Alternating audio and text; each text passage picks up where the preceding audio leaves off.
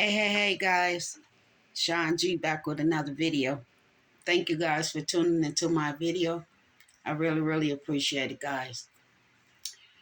This is the man that I always call by his first name. But today, I'm calling him the name that he deserved to be called because he is my dad. Growing up was tough. When it came to me and my dad, we had a bit of difference in I guess how my mom was raising me.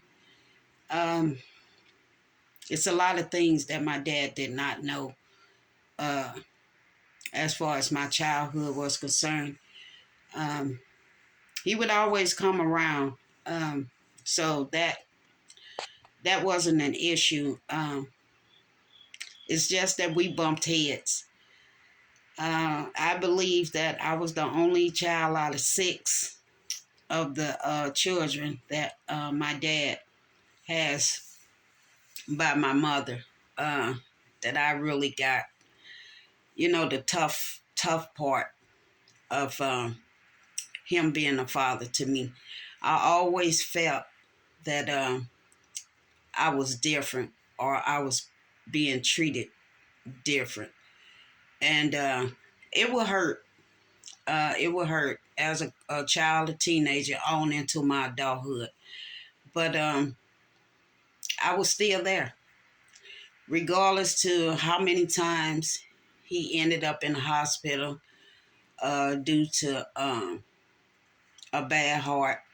I recall the last time that my dad spent time with me was when I opened my doors to allow him to come and finish his healing process and get back and forth to the doctor because he wasn't living on this side of the river during that time. So I was making it to where he was comfortable enough, or could be comfortable enough to not only heal better, but to get back and forth to his doctor's appointment. And he just showed me again really what mattered to him. And to my dismays, I wake up the next morning. My husband and I at the time, he was preparing himself for work, and I was preparing the kids for school.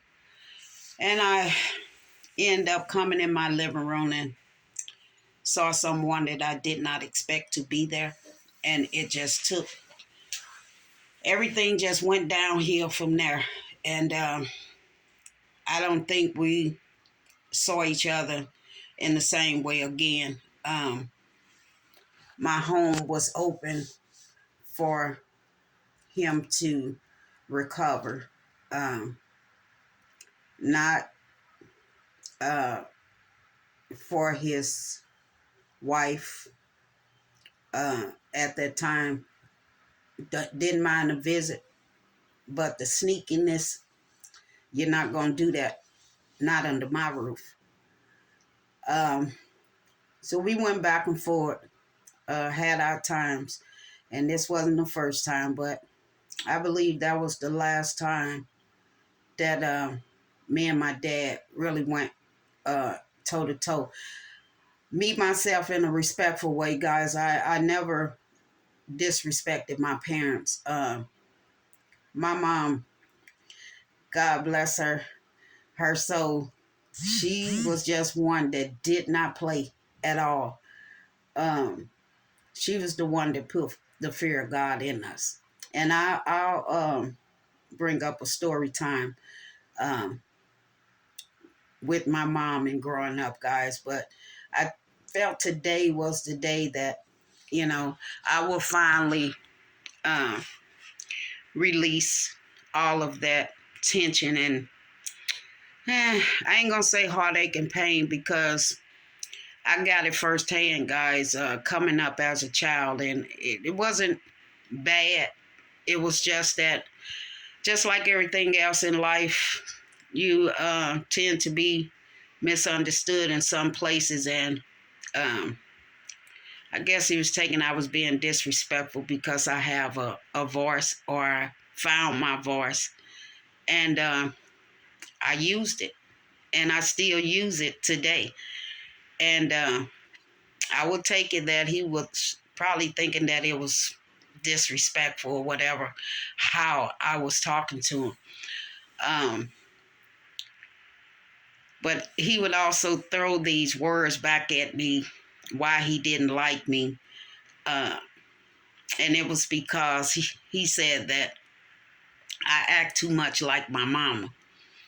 But he used her name. And my words back to him, which I felt that was out of respect. But my words back to my dad would be, I'd rather be like my mama than to be like you any day. And I think that rubbed him the wrong way. And from there, guys, it's unexplainable. You guys will have to be there to see the interaction or whatever. But I believe that my dad loved me. It was just in a different kind of way. I guess he was seeing me as somebody that was willing to fight for whatever I needed to fight for, and that I was going to be all right. And I just want to say today, Daddy, I love you, and I am all right, because that's the way God made it for me. He made everything okay. The last time that you were in the hospital, my brother came over and asked me, no, he didn't. Forgive me for that, guys. It was a phone call. He had called me and told me that he was on his way down to St. Louis to see our dad. And he asked me, did I want to go? And I told him no. Just when you get down there, call me and put him on speakerphone so I can talk to him that way. And my brother did just that. When he got down to the hospital, he did call me, and he let me know that he had made it and that he was in the room with our dad.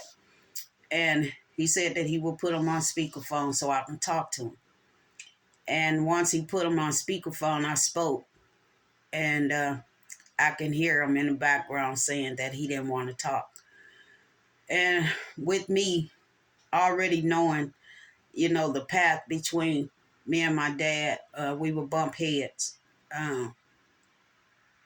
I just said something that I meant from my heart. And I left it at that.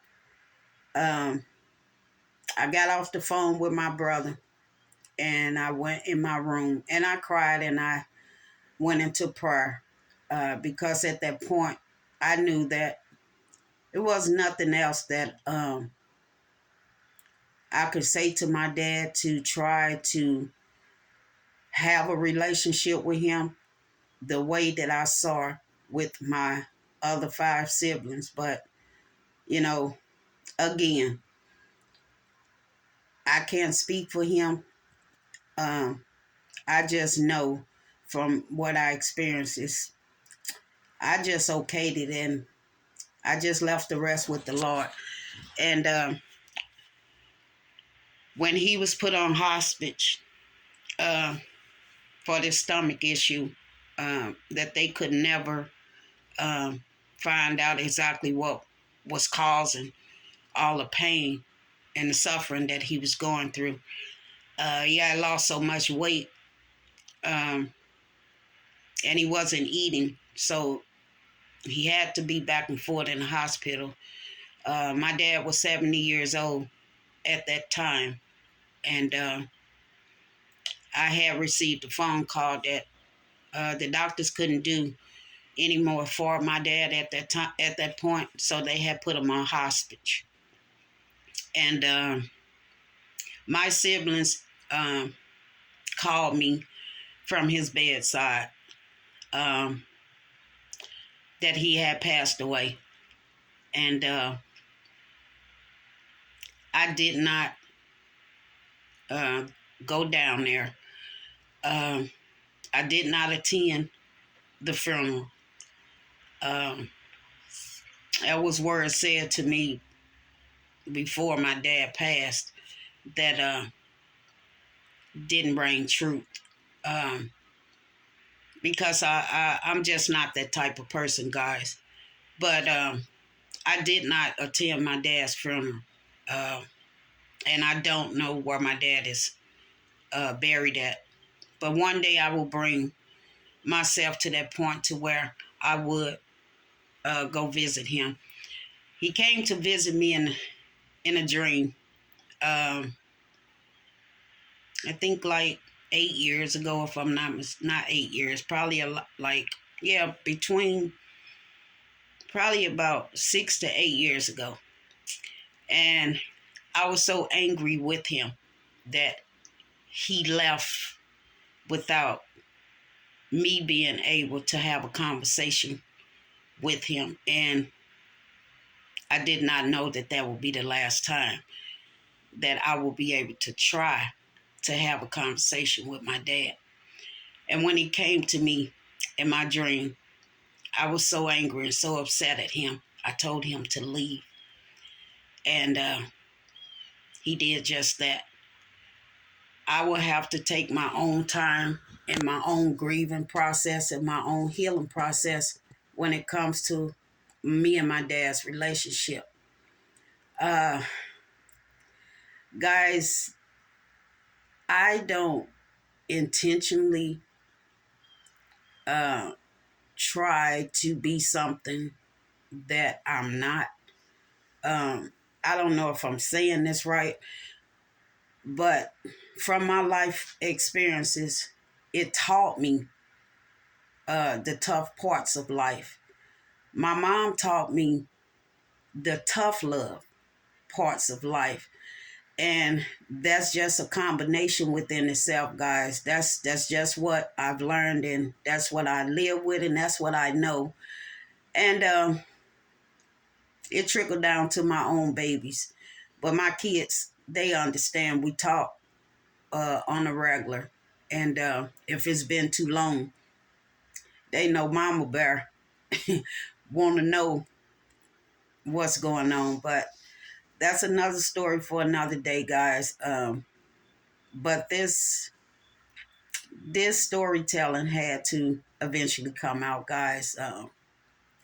I felt a need to share with you guys for anybody that's out there that has these strange relationships with your parents. If your parents are still alive, uh, try to make that connection, guys, because we don't know from one day to the next when God going to call us home. And all I just want to say at this time, the man that I call by your first name, you will always be my dad. I will always love you. I know that you over there on the other side, resting up or doing what you do. I know that you love fishing. I know that you love hunting. And I know that you love uh, watching movies. Um, but you rest up. You don't have to worry about the troubles of this world anymore. And then I know the anniversary of your death is October the 31st. I also have a sibling birthday on that day as well. But I'm closing this chapter in saying that I forgive you and that I love you and I do miss you. But I know